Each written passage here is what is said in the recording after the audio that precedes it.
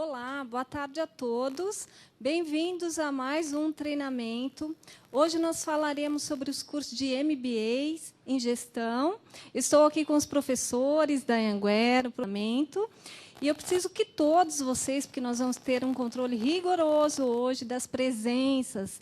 Então, todo mundo, por favor, enviando a presença para treinamento@lfg.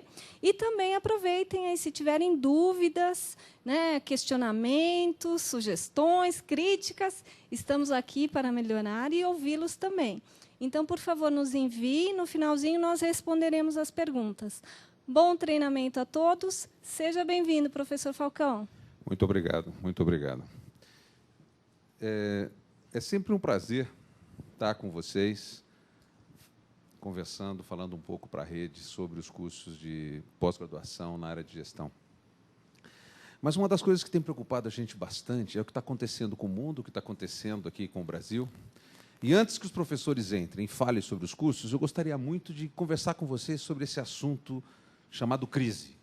Para que a gente até tenha um linguajar comum, falemos a mesma linguagem para o nosso aluno, e entre nós passamos a desenvolver uma forma de nos expressarmos e, quem sabe, tirarmos proveito dessa coisa chamada crise. Certa vez eu vi uma frase que diz o seguinte: tensão necessariamente não leva a guerras. Aliás, tensão pode levar a festas. Essa frase, quando se fala de crise, se fala de tensão, nós estamos falando, obviamente, em tentar buscar uma forma de atuar conjuntamente, aproveitando-se de uma situação. Quando a gente fala em crise, nós pensamos nessa crise mundial. Houve três crises. A primeira crise foi a crise imobiliária. Essa crise onde todos os bens imóveis, bens imobiliários, passaram a ser custeados ou valorizados excessivamente, principalmente dentro dos Estados Unidos, que, aliás, é um maior mercado. Isso fez o quê acontecer? Fez com que muitos valores lastreados, muitos elementos dentro do mercado financeiro que estavam lastreados em bens imobiliários, passassem a ser supervalorizados. Portanto, aquilo que valia 10 passou, de um dia para a noite, a valer 100, a valer 1.000. E, no momento em que isto apareceu no mercado, que esses valores que lastreavam essas coisas, começaram a perder valor, começaram a ser chamados dos papéis podres. Então, essa foi a primeira crise, quando os papéis podres apareceram. A segunda crise que apareceu, em decorrência da imobiliária, foi a financeira, porque, a essas alturas, faltou dinheiro no mercado. Então, os mercados, os governos reagiram rapidamente, começaram a injetar dinheiro dentro do mercado, trocando esses papéis podres por papéis mais valorizados, ou papéis lastreados, papéis do governo americano. Enfim, e o governo americano interviu, os bancos europeus interviram, e muita gente quebrou nessa história. Muita gente estava mal alicerçada nessa história, e os problemas se multiplicaram. Aí apareceu a terceira crise, porque o dinheiro acabou sendo levado todo para suportar uma crise financeira, e faltou recursos para quê? Para a manutenção da produção. Porque a produção é custeada, alguém custeia a produção. O crescimento é financiado, sempre. E o que acabou acontecendo é que faltou dinheiro na área produtiva. Faltando dinheiro na área produtiva, o crescimento ficou comprometido. Então, essa foi a terceira crise. A crise que a gente está aqui. Pode existir uma quarta crise nessa história toda, que é que, se porventura essas coisas continuarem como estão, não forem resolvidas por muito tempo, haverá uma crise do que eu poderia chamar uma crise sistêmica de confiança. Ou seja, o mercado financeiro começa a perder a credibilidade. E se o mercado financeiro perder a credibilidade, efetivamente, a coisa tende a piorar bastante. Mas essa crise não me parece tão presente. Ela não aconteceu ainda. Ela é previsível. Mas o que eu queria colocar, veja que interessante, é que o que se observou hoje não é a queda dos Estados Unidos, como aconteceu com a Inglaterra no século XIX, quando ela era uma superpotência no final do século XIX, e, de repente, ela deixou de ser uma superpotência. O que está acontecendo com os Estados Unidos hoje não é isso. Ele não está deixando de ser uma superpotência. Ao contrário, o que está acontecendo é que o BRIC, chamado BRIC, que é nada mais do que Brasil, Rússia, Índia e China, ou seja, os 4 emergentes mais fortes, eles estão crescendo. Portanto, os Estados Unidos acabam diminuindo em decorrência do crescimento desses outros países, desses emergentes que estão comandando a economia mundial hoje, em muitos dos seus setores. Então, isso é um detalhe importante. E outra coisa importante é que nós, brasileiros, ainda não temos consciência da nossa importância dentro do século XXI. Nós não temos a consciência exata. Enquanto participantes do BRIC, eu queria dizer que o Brasil tem uma série de vantagens quanto aos outros participantes do BRIC. Relembrando, BRIC, Brasil, Rússia, Índia e China. Um deles é que nós somos o menos populoso. Outro, nós somos o que mais dispõe de recursos naturais. Outro, nós somos um país democrático, com certeza um país democrático. Nós temos uma urbanidade altíssima, 85% da nossa população mora nas cidades. Só para vocês terem uma ideia, 11% da população está dentro da Grande São Paulo. Veja a representatividade disso. Nós temos índices de utilização de internet muito razoáveis.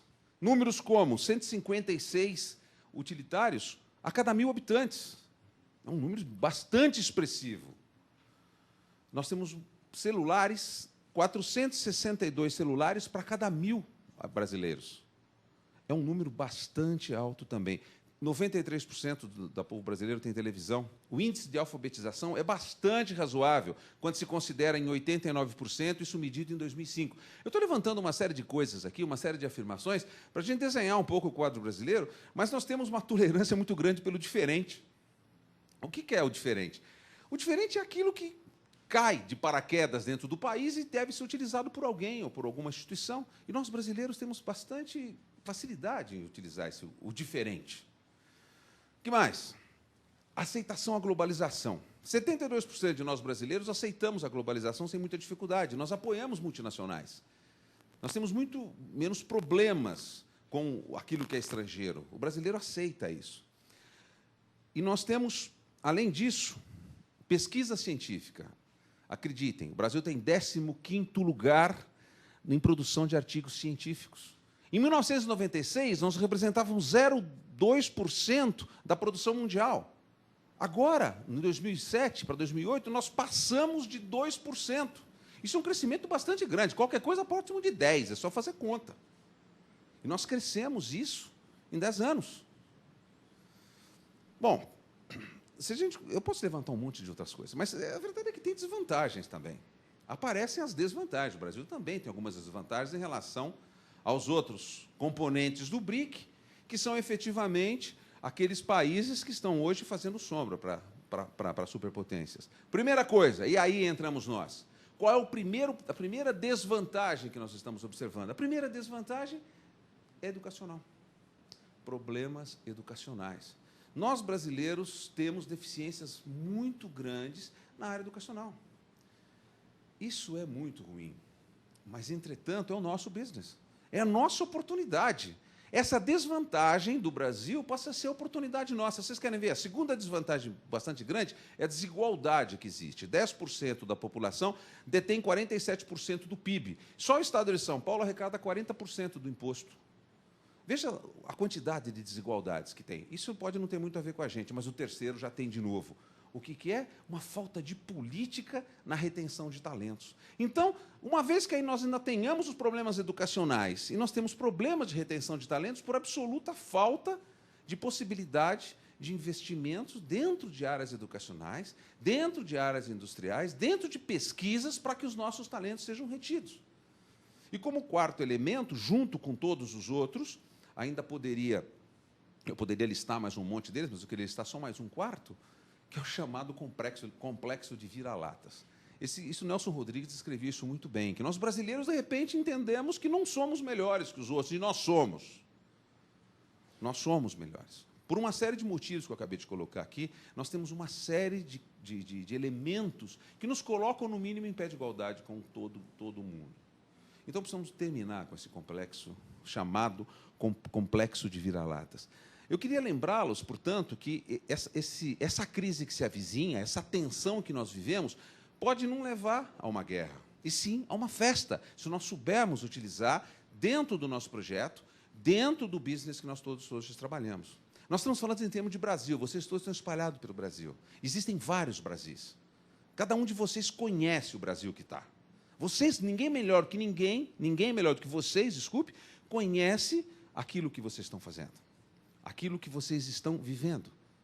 Então, diante desse aspecto, eu gostaria de encerrar dizendo o seguinte: nós estamos oferecendo cursos de pós-graduação, e esses nossos cursos de pós-graduação estão rigorosamente dentro de toda a legislação brasileira, absolutamente definidos, absolutamente apropriados com aquilo que está definido pelo MEC. E nós trabalhamos nesse limite. Nós buscamos qualidade, desenvolvemos ferramentas para que o nosso aluno tenha cursos de qualidade.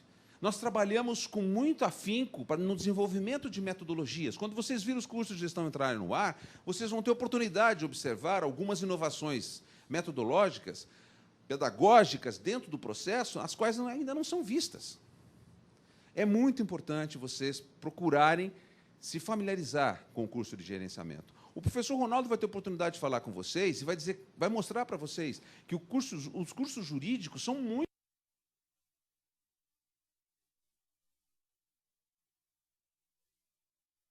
Eles representam uma fatia muito grande no mercado, mas são muito menores do que o curso de administração. A oportunidade que nós estamos oferecendo para toda a rede é muito grande. O que eu gostaria mesmo era que vocês procurassem se interagir mais com a gente, entender o que está acontecendo, responder às nossas pesquisas de forma adequada, procurarem passar os e-mails. Nós temos que descobrir o mercado efetivo, trabalhar com esse mercado. Ok? Eu vou passar a palavra para o professor Ronaldo agora, que vai falar sobre os cursos, especificamente cada curso. Estão aqui os coordenadores, os âncoras, cada um deles vai dar uma palavra para vocês. Mas de nada vai valer isso se vocês não interagirem conosco, não trouxerem as dúvidas, não esclarecerem, não solicitarem, não cobrarem da gente. Ok?